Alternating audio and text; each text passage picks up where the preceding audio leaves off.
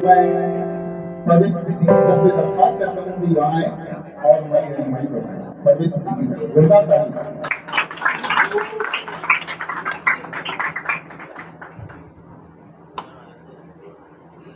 बहुत शुक्रिया।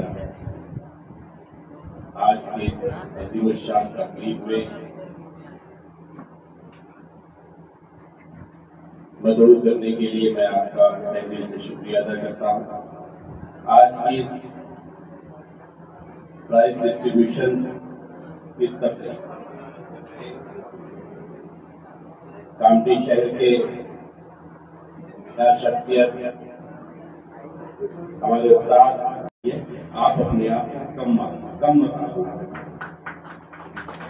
दूसरी बात, आज आपका सफर जो है यहाँ से एक नया सफर शुरू हो रहा है और आप वो बुनियादी चीज है जो आप अपने समाज को, आप अपने शहर को, आप अपने खानदान को एक बदलाव, एक चेंज दे रहे हैं। तो मैं जितने भी आपके यहाँ के स्टूडेंट हैं, मैं रेहान प्रोफेसर साहब इस बात का वादा करता हूँ कि जो भी मुमकिन हो सकेगा इंडिया और अब्रॉड, टेक्निकली अगर कहीं नौजवानों की जिस फील्ड की जरूरत होगी तो ऐसी तमाम फील्ड में उन बच्चों का प्लेसमेंट करने में हम लोग जो भी दावे करने हो सकेगा हम पूरी मदद करेंगे।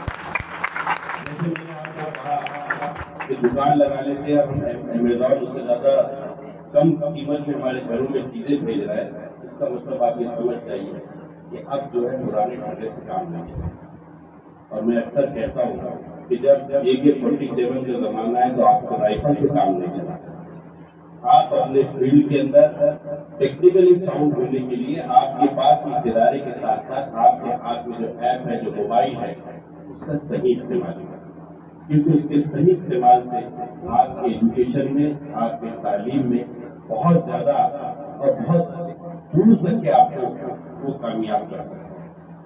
मैं क्योंकि आज मुझे सिर्फ बुलाया गया था प्राइज डिस्ट्रीब्यूशन के लिए, और लेकिन मैं जानता हूं कि इसकी अहमियत क्या है, कितना जद्दोजहद करना पड़ रहा है आज के इस दौर में तालीम हासिल करने के लिए, चाहे और खासतौर पर टेक्निकल एजुकेशन हासिल करने के लिए, और कितनी जद्दोजहद करना पड़ रहा है जॉब के प्लेसमेंट के लिए। तो मैं आपको ये कह रहा हूँ कि आपको प्लेसमेंट में कोई दिक्कत नहीं आएगी, आप टेक्निकली साउंड हो जाएंगे। ये मैं इसलिए कह रहा हूँ कि आज भी यहाँ ऐसी कंपनियां दुनिया में और हिंदुस्तान में है कि जिसके CEO, जिसके ऊपर बैठने वाले बड़े बड़े पोस्ट पर बैठने वाले लोग उस फील्ड के नहीं हो। फिर क्या वजह है कि बड़ी बड़ी कंपनियां उनको 10 करोड़, 5 करोड़, 2 करोड़, 1 करोड़ सालाना पैकेज देती है। उसकी वजह से ये है कि वो जिस फील्ड में गए उस फील्ड में अपने आप को साउंड कर लिया। तो आज कंपनियों को डिग्रियों की जरूरत नहीं है, आज टेक्निकली और आप अपने फील्ड में एक्सपर्ट होने की जरूरत है। इंटरव्यू लेते वक्त वो डिग्रियां से देख के साइड में रखते हैं, वो ये देखते हैं कि आपके अंदर कैलिबर, उस कंपनी के लिए आपका कैलिबर कितना काम आ सकता है, और उस शर्त पर ये पूछते हैं कि आपको कितनी तनख्वाह चाहिए। कंपनियां ये पूछती है कि आपको कितनी तनख्वाह चाहिए। ये अपने आप को साबित करने के लिए आपको इतनी मेहनत और जद्दोजहद करना पड़ा। तालीम की जहाँ तक बात है तो आपको अपने खानदान में, अपने मोहल्ले में, अपने शहर में इस बीज को इतना ज्यादा, इस पौधे को इतना ज्यादा हरा भरा करना है कि मुझे अच्छे से याद है इसकी अहमियत, तालीम की अहमियत हमसे ज्यादा और कौन जानता है। जिस मजहब में तालीम के बारे में कुरान के अंदर लिखा है, जिस मजहब ने तालीम की अहमियत कुरान में दी है, तो हम इससे बेहतर चीज और क्या समझ सकते हैं कि तालीम की अहमियत क्या है। मुझे आज वो किस्सा याद है जब हज़रत जिब्राइल अलैहिस्सलाम को अल्लाह ने दुनिया में भेजा, और मेरे ख्याल से दाऊद अलैहिस्सलाम का शायद किस्सा था कि दाऊद अलैहिस्सलाम ने कहा कि अल्लाह मुझे ऐसी हुकूमत दे, ऐसी बादशाहत दे कि जो किसी को आज तक नहीं दी होगी। तो अल्लाह ने जिब्राइल अलैहिस्सलाम के हाथ से 3 चीजें जो दाऊद अलैहिस्सलाम के लिए भेजी। तो पहले थी दौलत। तो जिब्राइल अलैहिस्सलाम ने कहा कि ये दौलत अल्लाह ने आपको भेजी है, دوسری تھی شہرت اور تیسرا تھا علم۔ تو یہ تینوں چیزوں میں سے آپ جس چیز پر ہاتھ رکھتے وہ آپ کی ہو جائے گی۔ دنیا میں سب سے بڑی بادشاہت آپ کی ہے۔ تو انہوں نے مسکرا کر جبرائیل علیہ السلام کی طرف دیکھا اور کہا کہ علم مجھے۔ جب علم کو دے دیے تو جبرائیل علیہ السلام نے کہا کہ اب دولت اور شہرت آپ میرے ساتھ چلو، کیونکہ آپ کو انہوں نے ریجیکٹ کر دیا۔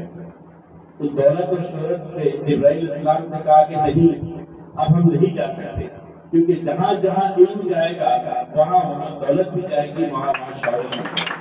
تو ایک چیز ہے کہ کس طریقے سے ہمیں علم کی اہمیت سمجھائی جائے۔ مجھے اچھے سے یاد ہے کہ 2016 میں ایک نوبل پرائز جنہیں دیا گیا تھا، اوشیمی کر کے ایک جاپان کا سائنٹسٹ ہے۔ اس سائنٹسٹ کو نوبل پرائز دیا گیا۔ اس نوبل پرائز کو دینے کے پیچھے نوبل پرائز فار میڈیسن، آپ گوگل پہ بھی سرچ کر سکتے ہیں کہ اوشیمی کو نوبل پرائز فار میڈیسن کیوں دیا گیا۔ تو انہوں نے ایسی چیز ایجاد کی، انوینٹ کی، بنایا، ایسی چیز سامنے پیش کیا کہ ایک ایسی میڈیسن تیار کی کہ جس کے بارے میں بتایا کہ بھئی میں ایک ایسی چیز بتا رہا ہوں جس سے کینسر کی سمبھاونا کم ہو جائے۔ وہ کیا چیز تھی؟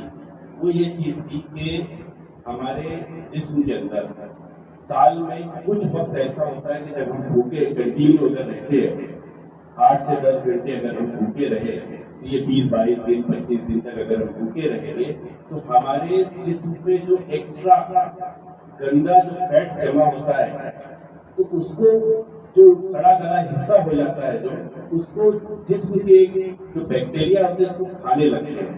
اس کو کہتے ہیں آٹوفیگی۔ کیا کہتے ہیں؟ آٹوفیگی۔ آٹوفیگی سے ہمارے جسم کے وہ سڑے اور گلے سسٹم کو حصے کو جب وہ بھوک زیادہ لگنے لگتی ہے کنٹینیو، تو وہ جو بیکٹیریا کو کھاتے ہیں، جس کی وجہ سے کینسر کی سمبھاونا کم ہو جاتی ہے۔ تب ہمیں سمجھ میں آیا 1400 سال 1450 سال پہلے اللہ کے قرآن میں کہ روزہ ضروری قرار تھا۔ تو کہنے کا مطلب ہے کہ ہم نے تو وہ چیز چھوڑ دی، مگر ایک جاپان کا سائنٹسٹ اٹھا، اس نے ریسرچ کیا، اس کے اوپر ریسرچ کرنے کے بعد جب دنیا کے سامنے لایا تو اسے دنیا کا سب سے بڑا اعزاز نوبل پرائز دیا گیا۔ ہمیں تو وراثت میں یہ چیزیں ملی۔ اس لیے میرے نوجوان ساتھیوں، تعلیم کی اہمیت کو سمجھتے ہوئے اس کو اپنے اندر گانٹھ باندھو کہ آپ جس فیلڈ میں اس فیلڈ کے آپ کو ماسٹر کرنا ہے۔ اور جتنے لوگ یہاں بیٹھے ہیں، یقیناً تمام لوگ اپنے ادارے کا نہ صرف نام روشن کریں گے بلکہ آپ جہاں بھی جاب کریں گے، جہاں پر اپنی کاروبار شروع کریں گے، تو جس ٹیکنیکل فیلڈ کا آپ کو سرٹیفکیٹ آج یہاں دیا جا رہا ہے، اس ٹیکنیکل فیلڈ سے آپ دوسروں کے لیے بھی مثال بنیں گے۔